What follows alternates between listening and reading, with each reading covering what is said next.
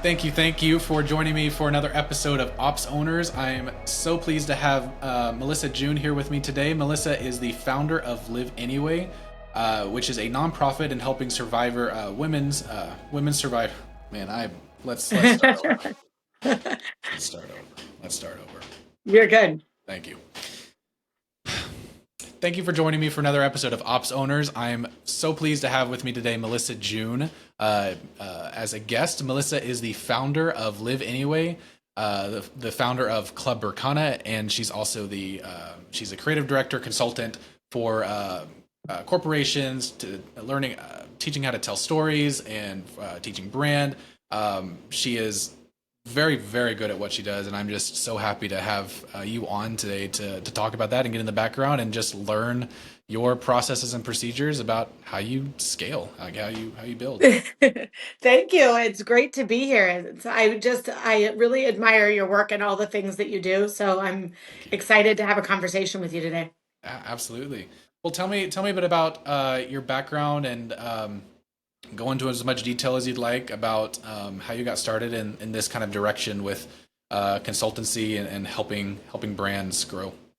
Got it. Yeah. So I really started with marketing in my professional career. I learned that I really enjoyed connection and connecting with people, learning, how to do business with one another, but how to do business in with another person in a way to find that win-win scenario, Mm. right? What does that other person need? How can I help them get it? Who do they need to know in order to operate better? Who do they need to know in order to scale faster? And I just find that there's something exhilarating and exciting about really like creating webs and connections amongst Mm. people and businesses. Not only do I love that in the world of business and concept and strategy, but I also love it within our community. So I learned very early on, sort of on accident, that marketing was kind of my jam. And when I started developing community outreach initiatives as a way to execute my marketing strategy faster, that's when I really I feel like I really found my niche Mm. because what I'm really, really good at is finding the win-win scenario, but also finding impact driven businesses or nonprofits or community driven organizations and connecting them with the right entrepreneurs, corporate, structures and enterprises and, entrepreneurs within the community that they can connect with in order to sort of deploy their marketing strategy in a way that gives them exposure and engagement and connection with potential clients to Mm. build their funnels, but also to really spend their marketing dollars on community outreach initiatives that then also has a benefit to their tax structures and really they're like feel good sensors, Yeah, within the community. yeah, I love it. Love it. I'm glad there's people like you out there that love marketing. I've tended to see kind of the bad side of marketing, and so I know that it's important. It's imperative. I think there's a good way to do marketing, and I think that's great. I'd love to learn more about that. Before that, though, I want to hear about your approach to growing these consultancies, these uh, founding these agencies, and who you're specifically trying to help, and how you go about doing that in a very structured, intentional way. Yeah, thank you. That's a really great question. And I actually love the way that you've worded it because it's a multi-pronged approach because I really believe in going to the root of any issue, the root of any conflict, the root to to to what we're actually doing here. And for me, it's all about alignment. Mm-hmm. So many women for decades have been just conflicted between who they are and what they do. They're wearing many hats. They're wearing their mom hat. They're wearing their professional hat. They're wearing their community hat. They're wearing their sister hat. They're wearing their friend hat. They're wearing so many hats that we're literally starting to implode. We're getting sick. We are getting tired. We are burning out. And so I find that the core issue that we're facing as women in business is really reconnecting with our why. And I say women specifically, this is definitely a problem for men and women. Sure. But the way that I specifically tackle this, both in my nonprofit and within my women's business network, is different than Mm-hmm. what I do if I'm, let's say, working with a male entrepreneur. Sure. Because I think that the way that we connect to our why is different. Mm-hmm. And so, and how we execute it is different, looks maybe different. So I really like to reconnect with our why. How can we how can we remove all the hats? Mm-hmm. How can we really tailor and streamline our objective to our everyday? And to me, in getting to the root of who we are helps us really reconnect with why we do it. And ultimately, that also reconnects with how we do it, who we connect with in order to amplify our voice, our mission, our business in the community. So it's all about alignment. It's our mission, it's our values, it's the way that we inspire ourselves every day. It's the way that we project who we are out in the world. It's the people that we connect and collaborate with. It's the systems and structures that we create in order to manage our relationships with other customers and our Mm-hmm. clientele. So, all of these things are truly aligned from the same source. So, to peel it back a little bit more, even when we start with our mission and knowing exactly what it is that we're doing and what problem we're solving in the community, we do that with a frame reference of our own values. What problem are we fixing, and why are we so passionate about this problem to begin with? Mm-hmm. Then the way that we fill it up, right? The way that we nurture ourselves, what books we read, what podcasts we listen to, and then also in our business.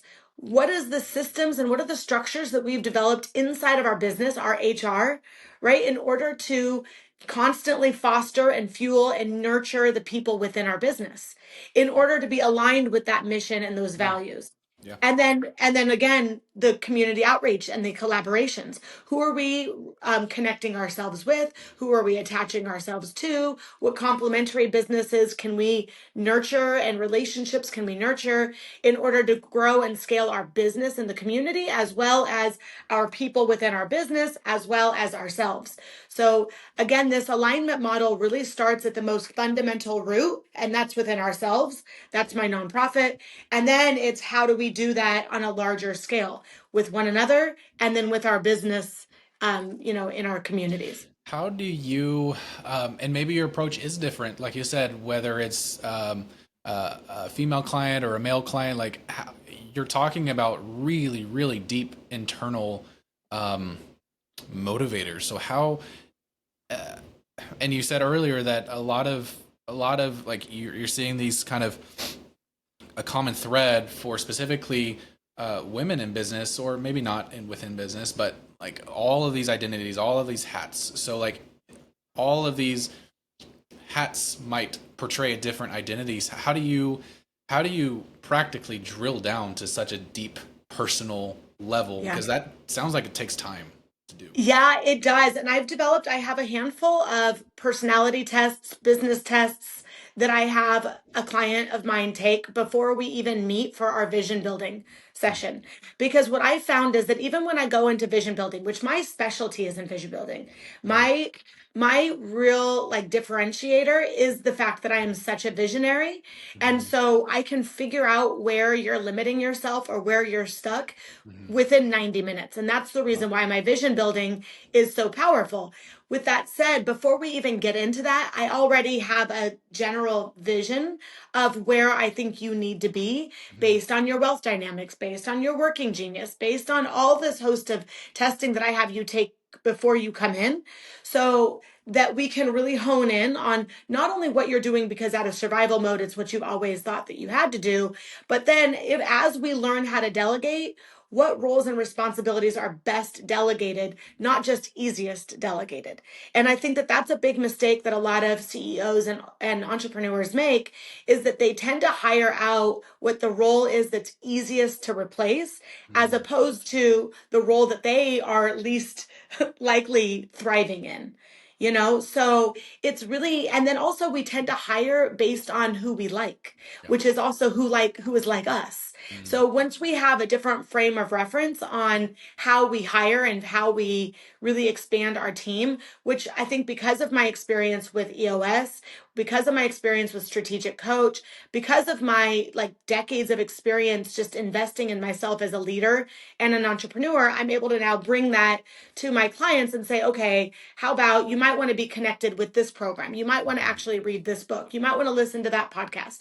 You might want to take that workshop because I can take my own experience and say, okay, you're wearing a lot of hats right now, and there's nothing wrong with that. That's super common as a business owner, right. especially as a startup. Yeah. But as you start delegating, you need to be really clear about what you're delegating to and how you're delegating, and then how you're nurturing the relationships with the people that are delegating from you, right? Because if you're not also equally invested in their trajectory as a business and as a career, you're gonna lose them. And you might lose them no matter what. But the whole goal is, how do you nurture and foster your team with the same holistic approach that you nurture and foster yourself, with the same holistic approach that you nurture and foster your business. Mm. Because if you're not doing each of those things individually and collectively, you as an entrepreneur will burn out and your business as an enterprise will fail. So that vision, the vision setting to me is that compass that if not set correctly from the beginning, you're a ship that is sailing, and then like a year down the road, like where you intended to be is thousands of miles Yeah. off. Right. That or you can even be so hyper focused on a specific goal that you actually negate your own opportunities on the way because you're Mm, so hell bent and determined to get exactly where you said you would go, that you lost the capacity to be flexible and to really ebb and flow with what's mostly aligned. mm, You actually limit your own blessings by hyper curating your own growth. If yeah, you can create the capacity to grow and evolve and be flexible enough to grow and evolve on the way, you don't either A, limit yourself to a preconceived notion of what success looked like a year ago or 3 years ago or 5 years ago, but you also create the capacity to really listen and to be receptive to what you're learning in your business and in your community. If things are failing, take note to it. Sometimes you have to push through the door and really be, you know, um, focused and have like the tenacity. And sometimes you need to have the discernment that this maybe isn't that great of an idea and I need to pivot. yeah, Or maybe this idea isn't aligned anymore with who I am and what I want. And mhm, it's also okay to pivot. yeah, We tend to block our own blessings also when we are hyper fixated on our own ego and what we told ourselves we need to do. So then we don't allow ourselves or create the space to evolve as that does, mm, and then that forgiveness and that grace, that a pivot doesn't mean failure, yeah. and that a failure doesn't mean a lack of success. It's to really hone in on the lack of linear tendencies that we really do have as we're growing and building as businesses and as individuals. Yeah, and it reminds me of that dynamic that we were talking about earlier, off recording, about the dynamic between visionary integrator, the why versus the how. Like you obviously do need to start with why first because that drives the how. Um, but at the same time, the how is what gets you to that ultimate vision. And so, as you're saying, like be flexible enough with the how, as long as the why is the through line. The Totally. how can change and tweak, and there should be a good communication between the why visionary with the how operators and the day-to-day people, uh, to communicate that kind of change of directions and allowing for new opportunities to come in that are aligned. If they're not aligned, then say no, no, no. Totally. It's like having your North Star, Yeah, right? To have your North Star, that's the vision, right? So that you know where in the sky you're objectively aspiring toward, yeah, or the trajectory, right? And then you also have a filter. So when you have a real clear direction on why, and what you're doing, that vision gives you the capacity to have discernment on what's a distraction Yeah. and what's aligned with your greatest and highest potential, both individually and in your business. But then it also creates having those regular checkpoints and having the systems in place for the operations to get things done Mm-hmm. also allow you to find discernment between, what, that was really our objective, but it feels like the market really is benefiting this way. Mm-hmm. So let's just like shift it 5 or 10 degrees, Mm-hmm. right?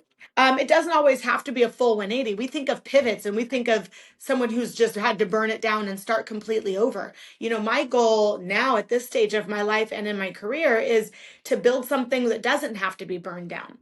And that's by building it with a little bit less ego and a little Mm-hmm. bit more self-reflection and intention around why I'm doing it, because that's constantly evolving.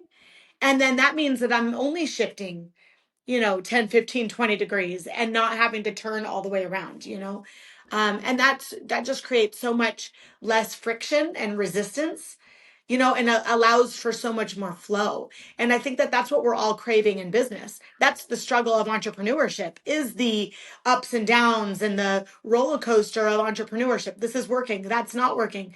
This means the difference between, having dinner on the table and, starving, right? This is the difference between sending my kids off to summer break and, being at home. And there's so much weight associated with that as entrepreneurs, we've got to find a way to recenter ourselves through those storms and create some consistency and some stability, and really how to leverage and calm our nervous system amongst really stressful moments. I think all of these things are such important tools, and it all comes down to alignment, because when it's aligned, it's easy, it's flowing, it's Yeah. it's simple. Do you ever within your consultancy, do you ever run into issues of maybe your clients being resistant to get into that place of the why, and then maybe once they get to that place, it's then hard to kind of reshift focus of like, okay, now we're not going to live in the why, we have to move from the why, like we have to, Yeah. I guess the dynamic between like self-reflection might not always turn into immediate action to move to the next thing. People might live in self-reflection. That's so beautifully said. And I think that's why it's important to have the right team in Mm-hmm. place, right? To have the can. So for me as a visionary, it's having the cannons in place, Mm-hmm. right? So when I go in for a meeting with my team, I tell them, I am silent. You tell me what you need from me. And my job in this meeting is to be quiet, Mm-hmm. right? Those are those EOS meetings, the 90s. Yeah. Those meetings are my responsibility to be quiet and only there for clarification, for, any new ideas necessary, and for like a reporting back in, Mm-hmm. right? In order to problem solve. But like honestly, it's knowing my role in every meeting. On meetings where we're like launching a new product or a new event or a new whatever it is, new collaboration, that's where I come in, because I'm great with the ideas. I'm great with the strategy. I'm great with making connections. I'm great with the relationships, that kind of thing. So it's knowing for me when to be quiet in a meeting and let operations do what operations does best, which is get traction, Mm-hmm. right? And then letting them call on me when they need what I offer, which is a creative solution, a new direction, a pivot point, a grander vision that's going to help us get to the end, in a more effective way. Yeah. So it's knowing who you are and knowing who you're not, and employing the right team to help you execute. So if you are, if you're a great at your if you're great at the, making the trade or doing the sales, right? You probably need an operations systems structure, a lord, a a mechanic that can help you develop out systems and structures. I'm referencing a lot of wealth dynamics in that, but Okay. again, just knowing who you are helps you develop who you need on your team in order to get things done. Mm. Okay. Yeah, that makes a lot of sense. Being self-aware enough to know where you fit in, but leaving ego at the door so that doesn't drive you to like run the business in the ground. I mean, ego is always what it is. Ego, and we're lying to ourselves, which is usually ego, right? When I go in with a client, this is the reason why I am not for everybody, Mm-hmm. because my role is to amplify you, to Mm-hmm. shine a spotlight on you and what you do. Now, if that's not in alignment, or if what you tell me is bullshit, it will come out, Yeah. because what I do is shine a really bright light on who you are or who you say you are. Now, if that's not true, you're actually leading yourself to an exposure. And now I have a PR issue on my hand, because it's a brand that will fall apart if it's not true. Yeah. Right. So my superpower really is in coming back to like your core, your inner child. One of my clients literally calls me his business therapist, because I help. It's like he feels like we're just talking about like pie in the sky. And then when we get in with meetings, then it's about deploying, a strategy that really is aligned with who that person has shared themselves with me to be. And it's incredible, the transformation, because you really start to see people partnering with local nonprofits or businesses that they're already donating their personal time to, Mm-hmm. but now they're seeing it shift in their actual business, because I'm showing them the connection between who they are authentically in their community and who they are in their business. Again, multiple hats, but they're the same person. So if we actually remove all the hats and we liberate ourselves to be all of us in every facet of our life, that is ultimately integration. Mm-hmm. That is how you find balance. When you are fully integrated with who you are and what you do and how you lead and how you operate your business, how you live your life, how you raise your kids, all of those things, if we eradicate all the hats we wear and instead we just wear one and that's our hat, Mm-hmm. we're so much more effective, so much more efficient. We're such better team members. We're so much less full of shit because we're so inspired, we're motivated, we're connected. All of these things that we've sort of detached our personal and professional lives. No, they're both. Yeah. And they're us all the time. So it's a beautiful thing when you can connect the dots Yeah. between those two. And that's where I've dedicated, my work Yeah. now. I love it. I know that you are very passionate about uh, putting on live events. That's been some of your background there. I would honestly love to hear more about that and like your again looking at it from the process and procedure perspective. Yeah. How do you approach that and how do you like what's your why for that? How do you approach it? Yeah. So community events have always been my favorite because I love connection. I love that, like, that collaboration. I love that expansion. And you really only get that when you're with other like-minded people. And there's something so invigorating and exciting about it. So I love that in my personal life and I love that in my professional life. And really the most liberating moment for me was when I learned, God, this is decades ago now, that actually planning events are not something that other people are good at. And Mm-hmm. I think that that's one of the things that I talk to young people all the time about, really connecting with whatever it is that you do better than other people.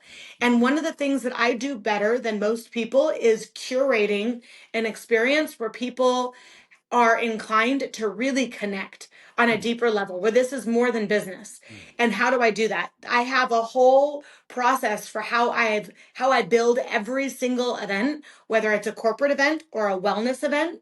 It really follows the same structure. And that's connecting with yourself, and that's connecting with play and having fun. Okay. And then that's empowering tangible tools and takeaways that you go home and you're like, wow, I really got something that I can't wait to implement tomorrow. And again, I do it in stages because I find, for a few reasons. One, when people go to a corporate event, they're coming out guns blazing. They're either the people that are coming out to party or the people that are coming out with a notebook to study, Right. right? Whereas we need both. Like, we need to come to party and to connect and to play and have fun, and also come to build real tangible tools and takeaways. And maybe it's my first career was a teacher. So I integrate so much of what I do into my curriculum development and creating an engaging experience. So events have been in my core since the beginning of time because I just loved watching people connect. As I grew professionally, so did my events. Mm. And really, I would say we're in a moment of time where everybody really wants to build a community. Yeah. And they want to build a community because AI is really strong and it's beautiful. It's a beautiful thing. But it does make it more challenging for us to connect authentically. So I am finding that the more authentic your marketing, the more authentic your branding, the more authentic your events and the ways that you connect with the people you do business with and do business for, the more the more relationships you build, the more you nurture your why, the more you really like lay roots in what you're building. Because again, it's just we're all stronger together. It really, there's so many cliche quotes that come through it, but it's true, Yeah. right? So events is how you scale. Events is how you scale because it's how you grow networks, it's how you build community, it's how you build loyalty, it's how you predict the needs of the people that you're working with because you're getting to know them. It's now from a process perspective, there's a process in managing your CRM. Having your salespeople go out into the team, into the field and learning about your clients and then developing some sort of system within your CRM, taking notes on those individuals. One of the biggest, I would say, most successful things that I ever did in business of marketing and customer management was as an event planner within the business, I would keep track of, who had a favorite wine, Mm. who didn't drink, who was sober, who had a favorite candy, who had a favorite restaurant, who had a favorite type of food, who had that one little random thing that they ordered at dinner that you would have never known about them had you not been sitting next to them at dinner. And I kept notes about all those things. And then at the end of every trip or every conference, I would create notes within our CRM. Hey, by the way, Tony doesn't drink wine. He's actually been sober for 8 years. Wow. This is his sober date, and this is the non alcoholic beverage he has instead. So instead of sending out wine to everybody at Christmas, I know to not send Yeah. him wine. I know to send Tony his favorite beverage that he likes as a non alcoholic, whatever, say favorite dessert, whatever it is. Because again, it's that attention to detail, it's that connection, and it's only given through in-person opportunities and engagement. Of course, digital growth has massive rewards and it's great for business, but there's nothing more valuable than having that personal touch point. um, and when people feel like they're part of your mill, they don't want to come back. They now know that they're part of an ecosystem and they've been automized or Yeah. automated. Yeah. And once a person has been automated, it's really difficult to reconnect. Mm. So it's a matter of developing systems and structures within your business that allow you to be more efficient, but still create the capacity and the intentionality on knowing who you're working with and why, and really put that personal touch back into how you do business. I love it. And with community events, or with like you mentioned a few things, you need to have a listening, attentive ear to the small, minute details in people's lives that really are not minute at all. Right? And you need to also have a place to store that information, so that you can reference it, because Yeah. that intentionality is what drives that personal connection. And what I like about the community events is you've created this structure, you've facilitated the environment for that to happen. Even That's you, right. because you've been so intentional about, what did you mention? You said connecting with yourself, having fun, connecting with fun, and then like learning like what are the takeaways here. And so Yeah. I really, really appreciate that structured approach for this deep, intentional connection with other people. Yeah, we tend to think of it as one or the other, right? That this is personal or professional, or this. And to me, it's so much easier to have it fall under one umbrella. Mm-hmm. And maybe the ways and the rules of engagement are a little bit different. But to me, the underlining point is the same. And that's that we are all on this path right now toward more self discovery, more connection, more interpersonal relationships, more discernment on who we want to spend time with and why, more, you know, enabling of the things that we hold near and dear to our heart. So there's a lot of shifts that are happening where people aren't willing to just put themselves in a mill anymore. They're not, gone is performative, this performative, exhausting hustle culture. If we're hustling toward something that we really believe in, right? And so for me, that was the biggest differentiator for me after being sick. I was diagnosed with cancer 3 years ago, and when I started creating space between who I was and what I was doing because I was tired. And what that did was it separated me from the why I was doing it. It also gave me a different vantage point. I was hosting $1 million events, conferences, hosting big, big parties with hundreds of thousands of dollars, right? None of it had an effect on my community. None of it. And I just was like, why wouldn't we attach even 10% of something philanthropic to what it is that we're doing? Yeah. And not only does that 10% is a game changer for a local nonprofit, that 10% is a game changer for an impact driven organization that's not focused on profit, but focused on impact. Yeah. Now, if we can create 10% of our budget and collaborate with other people in our community that also help us scale our business and our brand and also help us build our funnels, right? All of those things, we now have created the capacity to create impact in our community, to support local nonprofits that are really struggling with their cash flow. And also, we have shown our community that we are who we say we are because our mission statement and our values are active in our community and not just something that we put on our wall or on our website. Yeah, I love it. Intention is like just intention, and the why, and your why is throughout your process and procedure, and I really appreciate that about you and how you approach every aspect of business, whether that's relationships or what you're building or the consultancy program.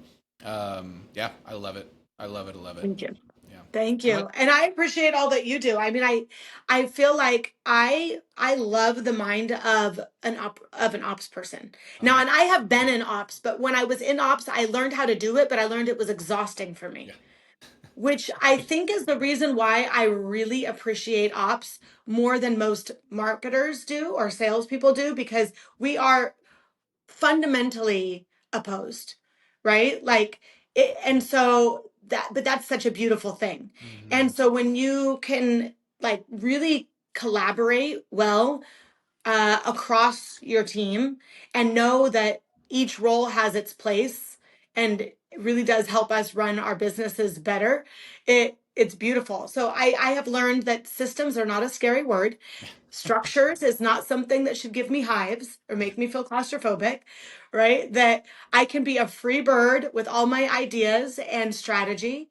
And when I'm partnered with the right integrator who can make all of it happen, that's real traction, that's real growth, that's real scaling, because I can do what I do best and you can do what you do best, and neither of us have to perform for one another. We all just get to do what we're really great at.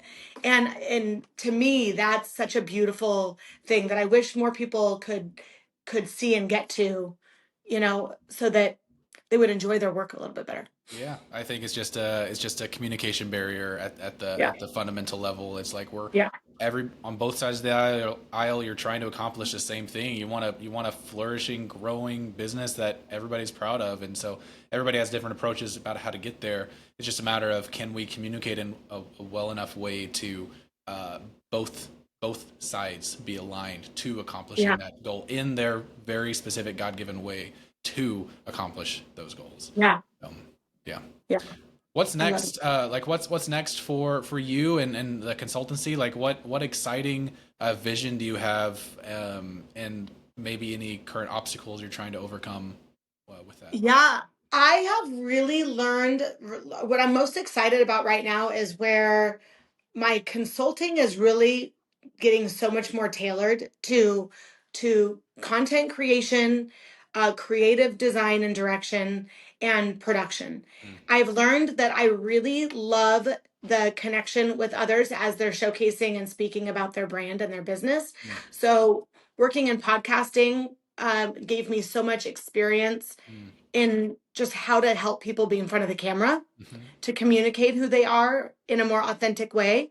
Mm-hmm. And then also to really use the camera and production as a tool to showcase what it is that we're doing in the community from a philanthropic perspective, in the community from an entrepreneurial perspective, and showcasing our business and our product.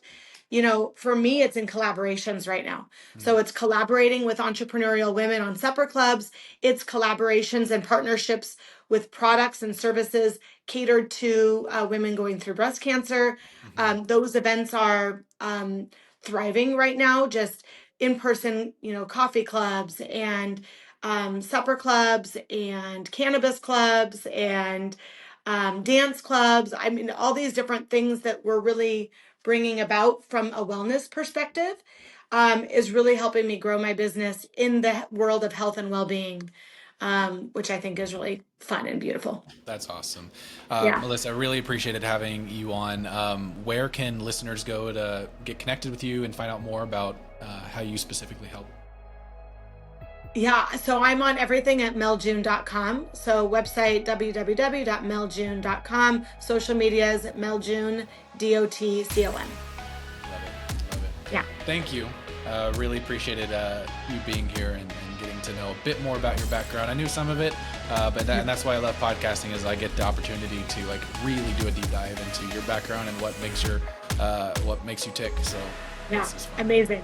Well, thank you. I'm excited to be on and excited to see where this grows for you. Absolutely. Thank you. And thank you, listeners, for being here and joining us for another episode of OpsOwners. Stay tuned for more episodes where we bring on visionaries, operations owners, and anybody in between. So thank y'all. Good one.